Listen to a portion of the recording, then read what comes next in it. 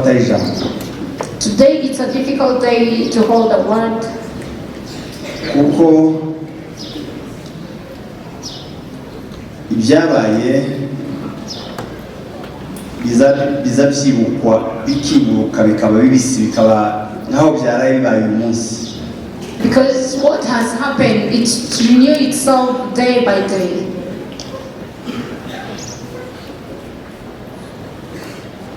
Ariko turagaragaza kuvuga ibyo dushobozwa. But we are going to try our best to say what we can. Jambo rya mbere no kubabwira impamvu y'urugenzi cyatumye tuza hano. First of all, I'm going to tell you the main purpose of our travel. Twaje kwifatanya namwe. We came to join you together. Abacitse ku icumu mu Gatumba. The survivors of Gatumba massacre. Abo mu Bibogobogo. The survivors of Bibogobogo. N'ahandi hose hakorewe amahano. And also other places where killing took place. Ariko n'abanyamulenge twese. But the entire community as Banyamulenge. Ndetse n'inshuti n'abavandimwe. And also the friends of Banyamulenge. Kugira ngo twibuke abacu. For us to remember our beloved ones. Abazize uko basa. Those who have been killed because of how they look. Uko baremwe. The way they have been created. Wa munsi w'imisi 13 kwezi k'umunani 2004. The 13 August 2004. Ryajoro ribi. That horrible night. Aho impunzi zatewe mu nkambi. Where the refugees in camp. Zigishwa urupfu bene ruriya. And have been killed that horrible killing. Igihugu cyabo. Their own country. N'igihugu bahungiyemo. And the country that they looked refugee for. Isi n'amahanga. The nations. Bakaba bagicecetse kugeza uyu munsi imyaka 22. They remained silent up to now after 22 years. Ijambo rya kabiri. The second point. Ndagira ngo mbasobanurire impamvu ririya bara tujya turyita genocide. I want to explain to you furthermore the reason why we do name it as a genocide. Ndabizi ko muza mubyibaza cyangwa se wenda namwe babebaza mukabura ibisobanuro. I know that you do ask yourself many questions or you're being asked and you lack answers. Ngo kubera atari massacre urupfu rw'abantu nk'abandi. Why it is not a massacre or the killing like the others?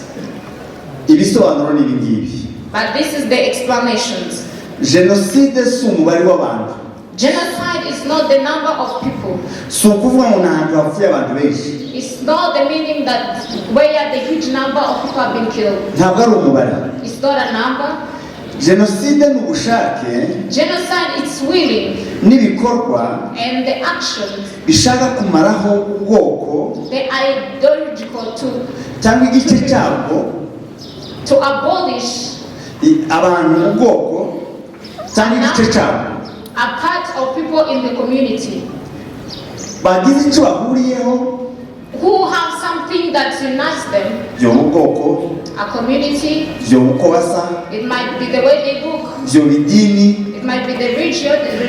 N'ibindi. Or other activities. Ushaka kumara abo bantu bafite icyo kintu bahuriyeho. Anyone with that idea of abolishing those people. Habe no kumara igice cyabo bantu. Even abolishing a part of it. Iyo niyo definition ya genocide. That's the true definition of the genocide. Gatumba rero. Gatumba. Indahari umugambi watangiye kera. It was an idea or a plan that has been planned since birth. Babivuze inkambi ndatekereza ko ari bwa mbere inkambi igira mu bice bibiri bifite shitingi zidasa. They mentioned it's for the first time where the camp of refugees being divided into two with different colors of tents. Nigute HCR yotanga amashitingi y'umweru mu ruhande rumwe n'amashitingi y'icyatsi kibisi urundi ruhande. How comes UNHCR can give all the tents of white to one side and the green one to other side? Abaje kwica abantu. For the killers. Bibasira rwa ruhande rumwe rurimo abanyamulenge gusa. And the killers concentrated to the part where the Banyamulenge were being hosted. Kandi impande zombi zari zituwe. And yet the two sides were occupied. hishwa abantu b'ubwoko bumwe, But being killed, the one people in one community. kuko abandi batari abanyamurenge bishwe Because others who are not Banyamulenge who have been killed. bazize kutwegera, They were killed because of supporting and coming closer to Banyamulenge. bazize kuba mu mahema asa n'ayacu, They were killed because of living in the same tent colors with the Banyamulenge. bazize kuba bisanze mu mahema y'abagenewe kwicwa. They were being killed because they were in the tents of those who are supposed to be killed. Abacu barokotse The survivors, si imbabazi z'abicanyi, you know, the mercy of the killers. niba baje bita nta rwamaze abatabazi, That those people being named that name. nuko kandi It's also because hari abandi bakeya bari muri ya mahema y'umweru, it's also because there are few of our own community were in the tent of those who are not supposed to be killed. abo niyo mpamvu batapfuye, That's the reason that few people are not killed. kuko bari mu mahema y'abatagombaga gupfa, Because they are being hosted in the tents of those who are not supposed to be killed. ariko umugambi wari uwo kubica no kwamaraho bose. But the ideology was to kill and to abolish the entire community. Niyo mpamvu intwaro zakoreshejwe nazo That's the reason why the weapons were used. zigaragaza ko ntawagombaga gusigara, It shows that there's no anyone who was supposed to remain back. kuvuga ngo batwike amazu, batwike amahema, Burning the tents, abantu bashye n'ibintu, people and the properties to be burned. abagerageje kuvamo baraswe Those who try to escape cyangwa or se batemwe n'imipanga, to be killed by ababaye nk'abiruka cyane baraswe. those who try to run were being shot. Ibyo byose ni bigaragaza ko wari umugambi wo kumaraho abantu. All those shows that it was ideology to abolish the entire community. Ukurikiye amakuru yo mu Bibogobogo, If you can follow the history of Bibogobogo, kuvuga ngo bice abasaza n'abakecuru, killing the elder ones, bice abagore n'abagabo, killing the men and women, bice abana, killing kids, nta kindi gisobanuro wabona uretse gushaka kumaraho abantu. there is no any explanation for that. They just wanted to remove the entire community. Ijambo rya gatatu ushaka kubagira icyo mabwiraho, The third point I want to address you, ni ijambo murimo kumva Kongo yadukanye muri Genocost. it's the word that Congo came with, Genocost. Genocost ni ukuyobya amarari, Genocost is misleading people. ni ukuvuga ngo ni jenoside ngo ikurikira itewe no gushakisha ubutunzi bwo mu butaka.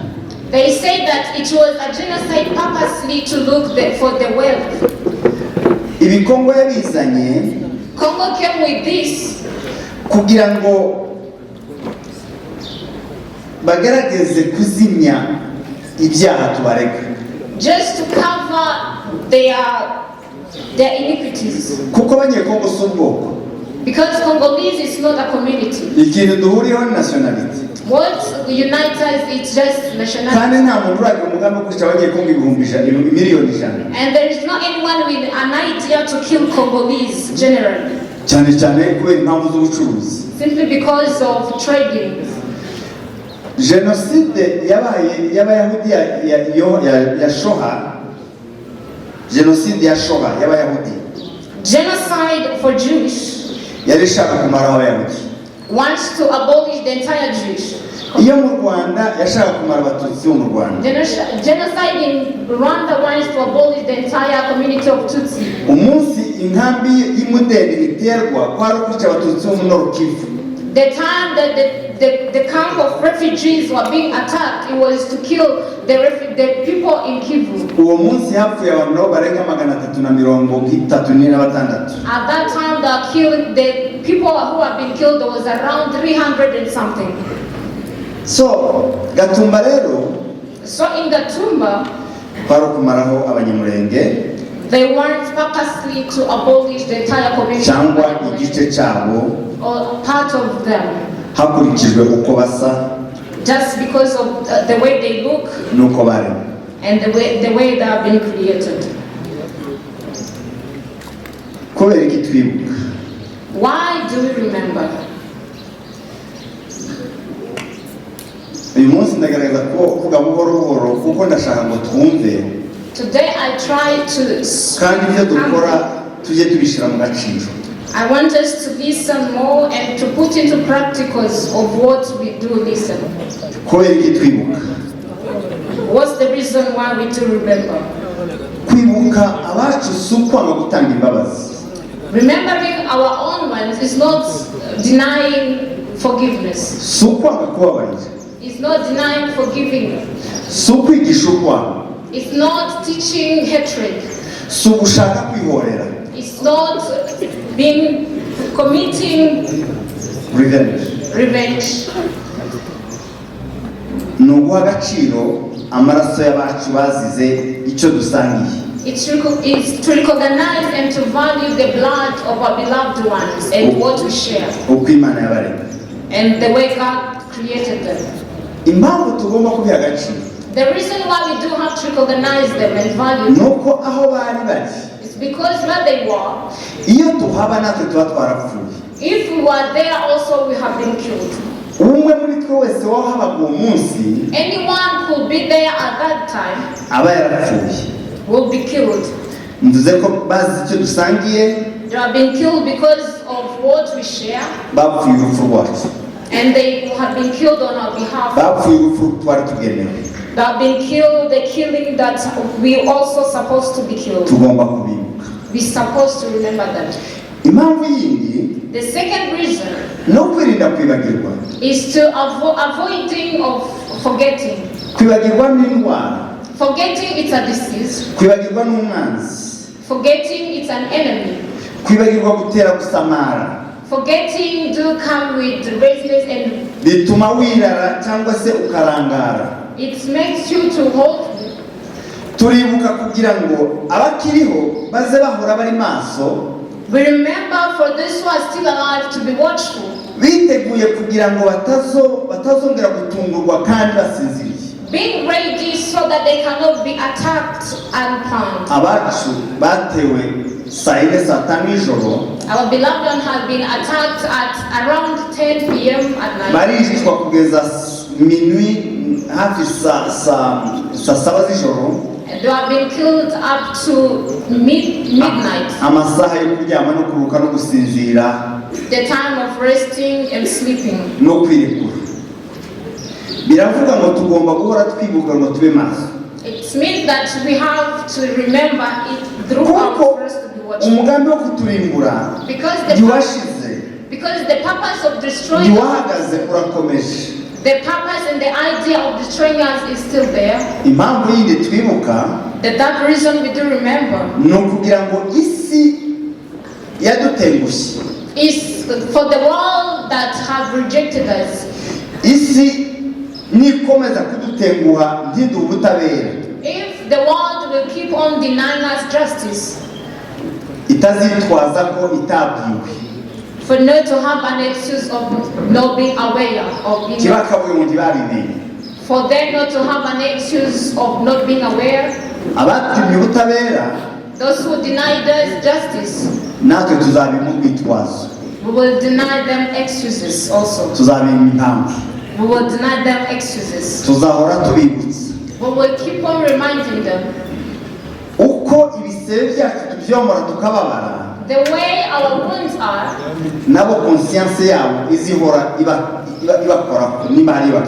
they also they are conscious to touch them throughout if they have it.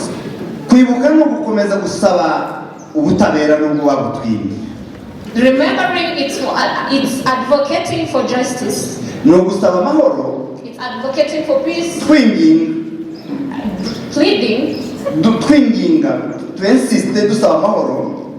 for peace.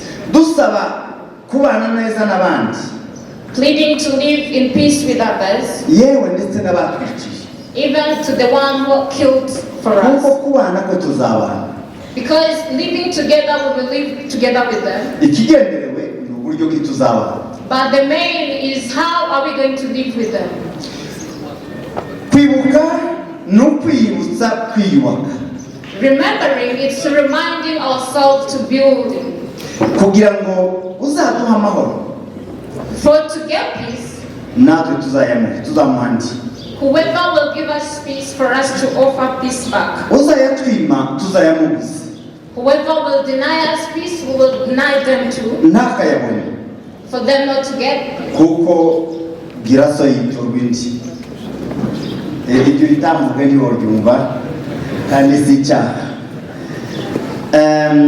Uzaduha menshi.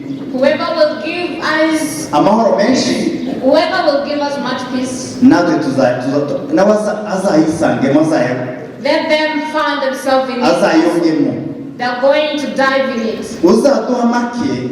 Whoever will limit us to peace. Tuzamugerera mukwiye. We are going to kumuha amukwiye. We will offer them the worthy ones. Kandi and also uzayatwima. Whoever will deny us, tuzabona ubushobozi bwo kuyamubuza. We will give the capacity to deny them also. Jambo rya gatanu. The fifth word. No kubaza niba umugambi wabo warahagaze.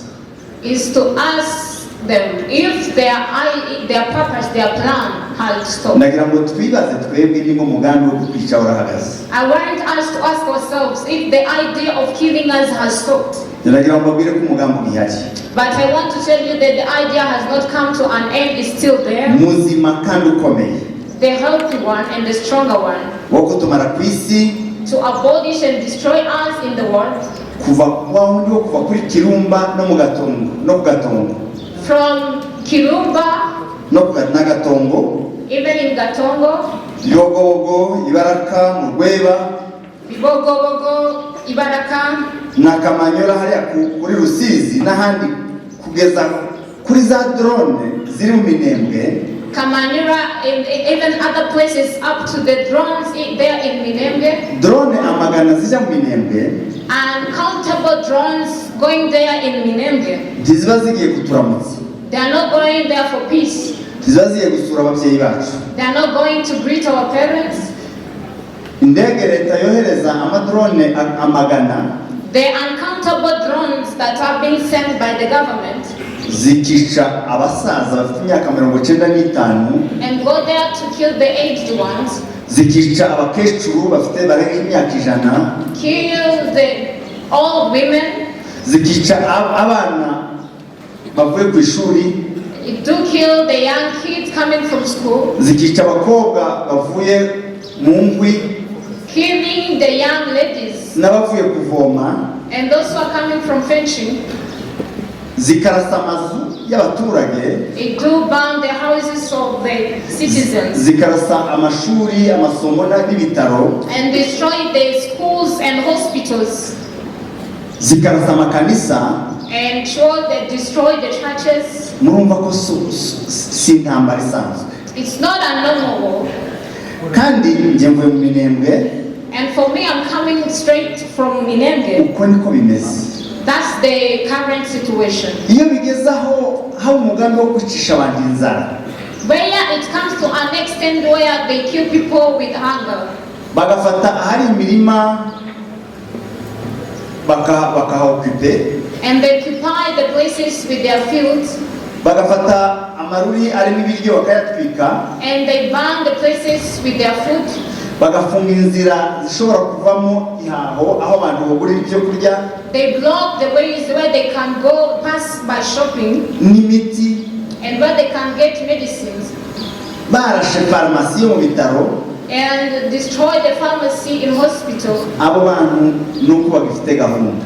That kind of people is because they still with the idea of destroying us. Kugira ngo ubwoko abantu bose abapfa bapfe. For the people and community, those who are supposed to be killed, abasigaye bangana. And the remain ones to go apart. Impamvu babwira ko umugambi uhari. The reason why I tell you that the idea is still there. Abicanyi ni babandi. The killers are the same. Ntibahindutse. They have not changed. Abantu bishe abantu mu Gatumba. The people who killed our people in Gatumba. mwabyumvise. You have heard it.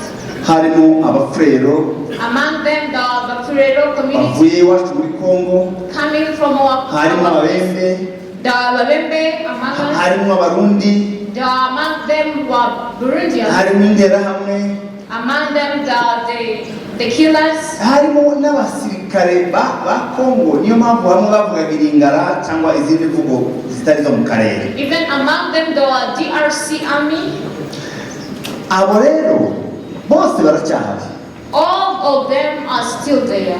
Ahari Marandura Nandolo na waundi kabutari ya wundi Nandaro. Ahari Marandura Nandalo na Mushubazi.